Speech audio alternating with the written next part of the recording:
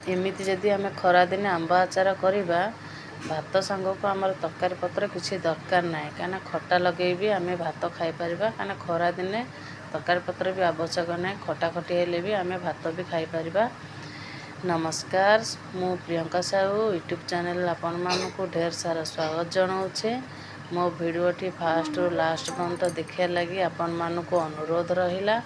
ମୋ ଭିଡ଼ିଓଟି ଯଦି ଭଲ ଲାଗିଲା କମେଣ୍ଟ ଗୋଟେ କରିବେ, ଲାଇକ୍ ଗୋଟେ କରିବେ ଓ ସେୟାର ବହୁତ ମାତ୍ରାରେ କରିବେ। ଆପଣମାନେ ସାଙ୍ଗମାନେ ବନ୍ଧୁବର୍ଗ ଥିଲେ ବି ଆପଣମାନେ ସେୟାର କରିପାରିବେ। ମୋ ଚ୍ୟାନେଲରେ ଯେଉଁମାନେ ନୂଆ ଅଛନ୍ତି ପ୍ଲିଜ୍ ସବସ୍କ୍ରାଇବ୍ କରିଦେବେ। ସବସ୍କ୍ରାଇବ୍ କରିସାରିଲା ମାନେ କାହିଁକି ଆପଣମାନଙ୍କ ପାଖକୁ ମୋ ଚ୍ୟାନେଲ୍ ମାନ ପହଞ୍ଚି ପାରିବ। ଆସନ୍ତୁ ଦେଖିବା ଆମ୍ବ ଆଚାର କିପରି ମୁଁ କରୁଛି ଆପଣମାନଙ୍କୁ ଦେଖେଇବି। ଦେଖନ୍ତୁ, ଏଠି ମୁଁ ଆମ୍ବ କାଟିକି ତାକୁ ଭଲ ଭାବରେ ଧୁଆଧୁଇ କରିଦେଇଛି ଓ ହଳଦୀରେ ଟିକେ ଶୁଖେଇ ଦେଇଥିଲି।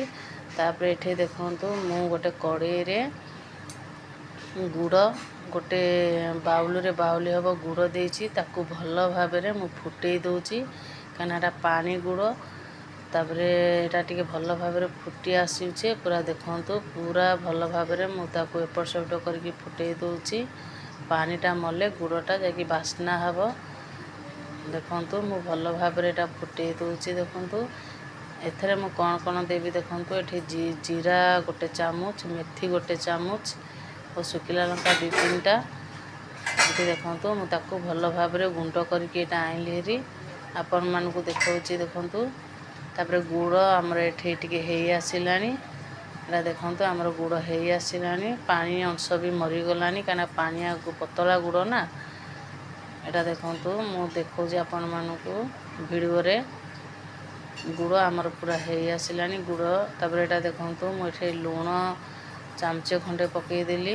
ତାକୁ ଆହୁରି ପୁଣି ଭଲ ଭାବରେ ମିଶେଇ ଦେଉଛେ। ତାପରେ ଏଠି ମୁଁ ଟିକେ ପାନମଧୁରୀ ପକେଇଦେଲି। ଆପଣମାନେ ଗୁଣ୍ଡ କରିକି ପକେଇ ପାରିବେ, ନହେଲେ ଗୋଟା ପକେଇ ପାରିବେ। ମୁଁ ଏଠି ଗୋଟା ପକେଇଦେଲି।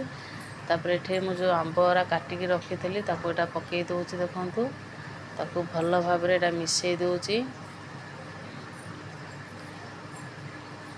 ଏଟା ଭଲ ଭାବରେ ମୁଁ ମିଶେଇ ଦେଉଛି, ଏପଟ ସେପଟ କରିଦେଉଛି। ଦେଖନ୍ତୁ, ଖଟାଟାକୁ ଯେତିକି ଭଲ ଭାବରେ ଏପଟ ସେପଟ କରିକି କରିବେ। ଦେଖନ୍ତୁ, ଏଟା ମୁଁ କରୁଛି।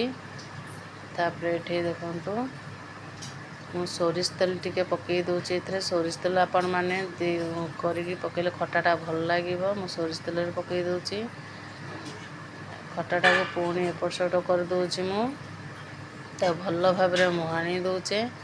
ତାପରେ ଏଇଟା ଦେଖନ୍ତୁ, ମୁଁ ଆଉ ଟିକେ ଗୁଣ୍ଡ କରିକି ରଖିଥିଲି ଏଟା ବି ପକେଇ ଦେଉଛି।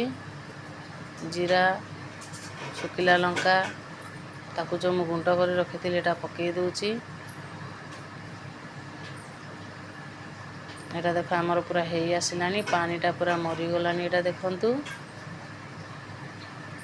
ଆପଣମାନେ ଏହିଭଳି ଆଚାର ଯଦି ବନେଇବେ ମାସ କରିକି ରଖିକି ବି ଖାଇପାରିବେ। ତାପରେ ଏଠି ଦେଖନ୍ତୁ, ମୁଁ ଗୋଟେ ଆଟିକାରେ ଏ ଖଟାକୁ ଢାଳି ଦେଉଛି ଖରାରେ, କାହିଁକିନା ତାକୁ 2 ଦିନ ପୁରା ଶୁଖେଇବାକୁ ପଡ଼ିବ। 2 ଦିନ ଶୁଖେଇଲେ ଖଟାଟା ଯାଇକି ଭଲ ଲାଗିବ। ମୁଁ ଏଟା ଦେଖନ୍ତୁ, ଛାତ ଉପରେ ଏଟା ନେଇକି ଏଟା ଶୁଖେଇ ଦେବି। ଏଟା ଦେଖନ୍ତୁ, ଏଟା ଦେଖନ୍ତୁ ଶୁଖେଇ ଦେଲି। ଏଟା 2 ଦିନ ଆମର ଶୁଖିଗଲାଣି। ଦେଖ, ଏଟା କେତେ ସୁନ୍ଦର କଲରଫୁଲ୍ ଦେଖାଯାଉଛି। ଏମିତି ଆପଣମାନେ ବି ଘରେ ଆଚାର ବନେଇ ପାରିବେ। ଏଟା ଦେଖନ୍ତୁ, ମୁଁ ଏଠି ଗୋଟେ ଜାରରେ ରଖି ଦେଉଛି। ଏଟା ଦେଖନ୍ତୁ, ରଖୁଛେ ସାଙ୍ଗମାନେ। ଜୟ ଜଗନ୍ନାଥ, ବାଏ ବାଏ।